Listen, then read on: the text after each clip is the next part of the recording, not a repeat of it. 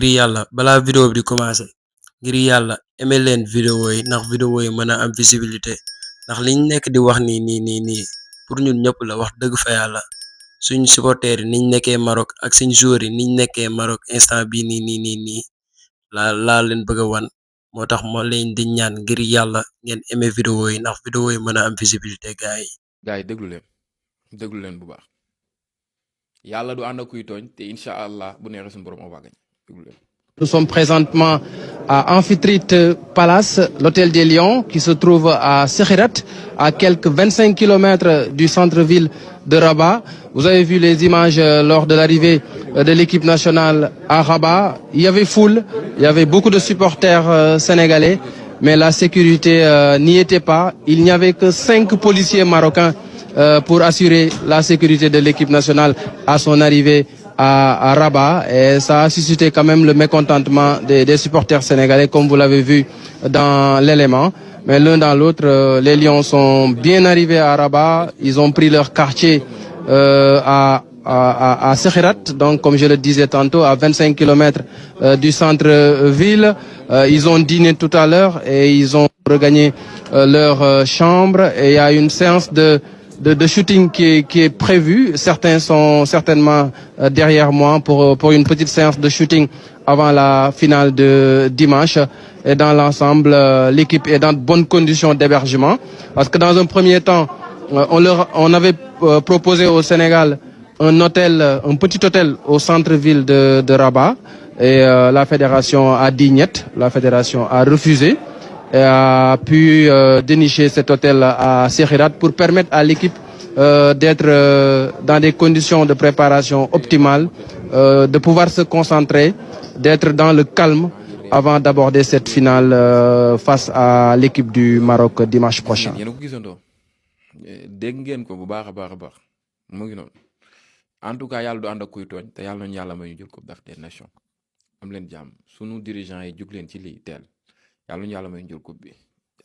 Koulibaly Kalidou Koulibaly suñu capitaine moo wax lii ci bii gars yi bii moom bu yóbboo ñu génne suñu xel man nag ba léegi am naa espoir mais franchement parlant les gars metti na trop démb gis nañ bu baax a baax Bill Mahmoud génn communiqué bi wax ni ñëpp ñi nga xamante ne ay sénégalais lañ war a jógee Sénégal pour ñëw Rabat jaruñu sono boobu seen bopp di ñëw parce que dañuy mën nañoo dagg billet ba ñëw fii nii aussi ça va être compliqué et man j'ai beaucoup de personnes yoo xamante ne ils sont à l'extérieur ñu may message ama billet wallahi metti na wallahi man je ne parle pas de moi je parle à la place des personnes yi nga xamante ne depuis le début ils étaient là man 8e de finale laa commencé mais ñi nga xamante ne premier match 2e match 3e match 4e match 5e match 6e match ñu ngi fay seen passe di ñëw stade dagg seen billet ñooñu nar ñoo seetaan finale bi nii metti na trop donc nag ñun fédération sénégalaise la ñuy ñaan xam naa ni ça va être compliqué metti na voilà parce que gis ngeen bu baax a baax li Kalidou Koulibaly wax jàppale leen ñu ngir yàlla ñu def le maximum tey jii nii pour jot ci billet yi amuñu problème fay billet mais li ñuy laaj actuellement nii billet dafa manqué déjà mais li ñuy laaj moo cher ay 300 euros 400 euros 500 euros ci billet ay 200 euros 130 bi presque franc CFA ci su ma juumul ci ay billet vraiment metti na jàppale leen ñu ngir yàlla fédération bi jàppale leen ñu même bu fekkee ni sax dina am benn nombre bu dugg baax na billaay wallaay métti na parce que tey jii nii gars yi li ñu daj boobu ba léegi ñu ñëw tey li nga xamante ni mooy jour bi gën a nar a neex mooy maanaam final ñu war a voyager ba Rabat man de toute façon damay dem Rabat xaw ma ne lan laa fa nar a fekk mais imagine toi tey jii nii ñu dem ba Rabat on n'a pas la possibilité de rentrer au stade jàppale leen ñu ngir yàlla on en a vraiment besoin ñu dañoo bëgg gis billet nañ gis billet ba pare mën a jënd mais gisuñu billet jàppale leen ñu gis billet ngir yàlla métti na trop franchement parlant métti na trop sax. on parle de la fédération sénégalaise de football maanaam warul doon lu ndaw. donc lii yéen da ngeen a yéex a réagir da ngeen a yéex a réagir trop sax. fédération sénégalaise de football génne na communiqué boo xamante ni wax nañ si maanaam le fait que tey jii nii équipe nationale du Sénégal dem nañ te amuñu benn assistance boo xamante ne mooy sécurité ci aéroport bi wax nañ aussi ci cadre bi te aussi bind nañ benn lettre boo xamante ni adressé à la CAF li ñu njëkk a wax mooy maanaam li nga xamante ni mooy le fait que équipe nationale du Sénégal déplacé wu Tanger ba Rabat dem ba àgg aéroport amul benn sécurité bu leen escorté soo leen xoolee image yi gis nga sànq ba léegi mi ngi doon virage ci réseau yi ñu dem ba foofu noonu après biñ demee aussi xamuñu woon sax ban hôtel la ñu war a dem d'ailleurs dañoo mujjee même bind benn courrier si benn hôtel boo xamante ni 5 étoiles la automatiquement instant bii nii voilà rejoindre nañ hôtel boobu noonu mais aussi wax nañ carrément que stade bi nga xamante ni terrain bi nga xamante ni fa lañ war a entraîner bu subaa pour l'instant xamaguñ ko. le fait que tey jii nii marocains yi bëgg leen yóbbu fa la nga xamante ne mooy complexe Mohamed II alors que complexe Mohamed II waa Maroc actuellement nii fa lañ nekk fa lañ logé ci Coupe d'Afrique bi yëpp waa fédération sénégalaise de football nee na ñoom duñ dem foofu noonu di fa entraîner nañ leen wutal terrain bi nga xamante ne moom la ñu entraîner moo tax actuellement nii xamaguñ ban terrain la ñu war a entraîner ci veille de match bi wax nañ aussi ci billets yi wax nañ nombre de billets yi nga xamante ne mel nañ leen ko en VIP mais aussi catégorie 1 catégorie 2 ak catégorie 3 nee nañ pour l'instant actuellement nii nag affaire yi doyagul mais lancé nañ benn message à la CAF pour que lii nit ñu jug ci pour que sénégalais aussi mën a dem seetaan match bi incha allah da ngeen a yéex a réagir da ngeen a yéex a réagir man damaa jàpp ne tey jii nii da ngeen a noyal de trop moo tax tey jii nii li nga xamante ni voilà moo xew ni mu xew. gars yi vidéo bi nag fédération moo ko moom suñ dirigeant yi laa koy jox directement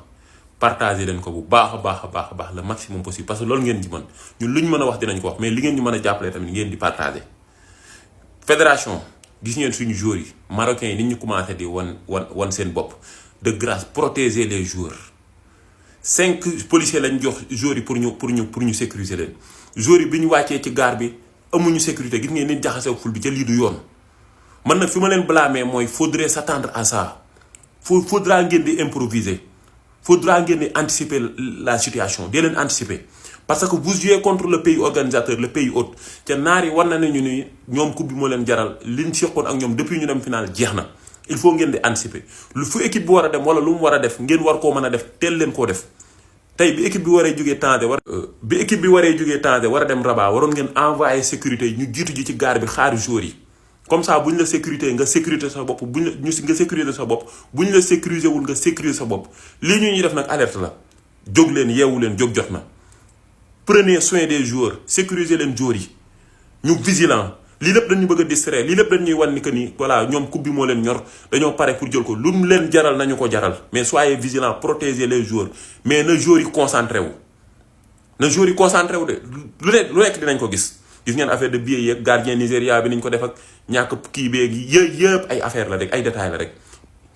incha allah rabbi man li ma gëm mooy bu bal bi dawee ñun dañ leen di defaral mais soyez vigilant protéger leen joueurs yi parce que loolu moo ci ëpp solo man joueurs yi rek instant yi ñoo ma ñor mais joueurs yi aussi tamit ñoom nañ concentré wu bu leen di affecté ay joueurs lañ ay professionnels lañ yàgg nañ dem ci terrain yàgg nañ leen jaay prek yàgg nañ leen jéem a malmené jéem leen déstabiliser mais restez concentré restez fort mais la fédération encore une fois de leen anticiper il faut être imprévisible di anticiper situation bi parce que naar yi ma gis nii sa waay baax na. fédération bi xanaa dofuñu ba war a am ay billets war ko jox gars yi ñu dem supporter ji te duñ ko def loolu mënul nekk gars yi c'est impossible fédération bi bu ñu sañoon ñëpp ay am billet dem supporter ji parce que ñoom bu ñu sañoon jël coupe bi ndax bii mooy seen premier CAN bu ñu sañoon ñu ne seen premier CAN ñoom ñoo jël coupe bi loolu lañ bëgg kon boo gars yi maa ngi gis na ku ne di génn def vidéo naan ñun fii ñoo ngi si Maroc ñëpp a ngi si jàmm ñoo ngi si jàmm. CAN bi bu doon Sénégal moo ko organisé tamit nii lay demee gars yi billets yi dafa jeex avant CAN bi di commencé te ñi ko jënd ay revendeur leen yéen a ngi dégg fédération bi bu ñu amee opportunité pour joxe billets yi dinañ ko joxe parce que ñoom bu ñu sañoon ñëpp am billet dem supporter ji Marocains yi nañ jël billets yi mais coupe bi ñu ñoo koy jël suñu munee nañ lekk billets yi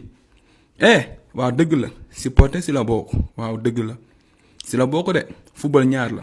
da nga yëngal si suuf am ñu yëngal si kaw. waaw loolu dëgg la mais man si suuf sama xel dal na si suuf barki yonent bi mam Bamba Seera Faal sama xel dal na bu dee si suuf rek man sama xel dal na gars yi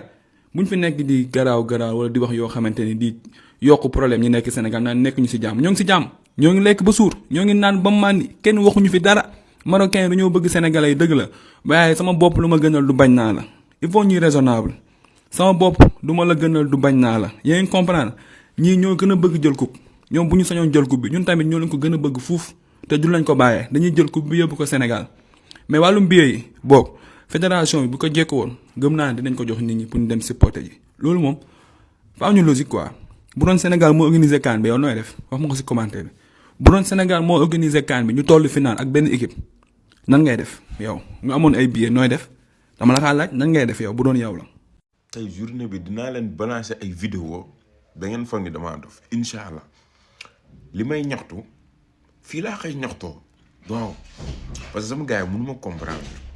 mënu ma comprendre billet stade 1 million francs CFA te catégorie 3 la maanaam gettu bëy si kaw a kaw maanaam zone yi gis nii la ñu toll nii la ñu toll nii nga fay si 1 million man sama genre yi solo laajee 1 million pour loolu mooy yow tu les tues billaahi yàlla moo may jël seede su ma ko amoon billaahi équipe nationale jaral na ma teg si 1 million dem seetaan final bi aw ma. gisandoo vidéo yi et que wax dëgg fa yàlla ñun ñëpp rafetlu wuñ li nga xam ne nii moo xew biir Maroc et que suñu équipe bi nga xam ne nii mooy Sénégal dimanche incha allah yàlla na gagné ki nga xam ne nii mooy Maroc ñu daal di am suñu 2e étoile incha allahu rabbi ndax wax dëgg fa yàlla suñu borom du ànd ak kuy tooñ et que li nga xam ne nii marocains yi ñoo ngi koy def ñun ñëpp ñu ngi siy teg suñuy bët et que en tout cas yàlla baax na daal ñun daal dimanche incha allahu rabbi même bu fekkee benn sénégalais nekkul ci biir stade bi sax suñu joueur yi nañ wane fulla ak fayda et que ñu xam ni joueur Maroc yi wax dëgg fa yàlla équipe Maroc bi sax laay wax suñu équipe bi moo ko mën waaw wax dëgg fa yàlla instant yi nii ak lu ñu mënti xeex dañu wane fulla ak fayda ba nga xam ne nii bu ñuy génn Maroc incha allah ñëpp dinañ xam ni ñun ñooy héros yi lépp ñoo ko fa def incha allahu rabbi ak lépp ak nu mu mënti demee wax dëgg fa yàlla ndax instant yi nii kenn xamul ndax affaire yi nii ni mu commencé nii da lay leer ni bu match bi commencé après tamit noonu lay demee gars yi dañuy sàcc arbitre dañ leen di jàppale et que loolu lépp wax dëgg fa yàlla jarul sax ñu siy nekk di xalaat di ko xalaat nañ ko xaar moo tax daal ma lay wax en tout cas mooy loolu léegi yéen nañ leen bàyyi ba beneen vidéo incha allah ñu xool lu ñuy def ak yéen et que ngir yàlla wa rasulihi da leen aimé vidéo yi ndax vidéo yi di mën a am vue et que ngeen di abonné jaa ngeen jëf ci beneen vidéo sama gaay yi